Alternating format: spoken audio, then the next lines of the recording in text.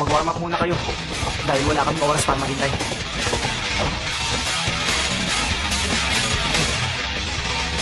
Ngayon, sisimulan na natin ang practice game sa pagitan ng dalawang team. Ang Serin at Kaijo High. Okay, let's go!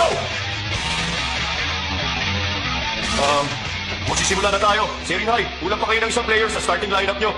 Excuse me. Ako po yung panglima. Huh? Saan siya galing? Teka, bigla na lang siya sumulpot. Isa siya sa starter nila.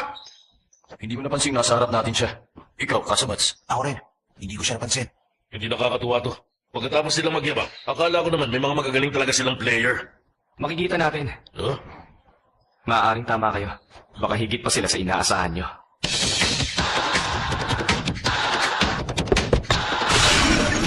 Naku, pambihira. Bakit? Ano problema, Coach Pico? Hindi maganda to. Pambihira. Hindi ko makita ang latay. Naka-jersey sila.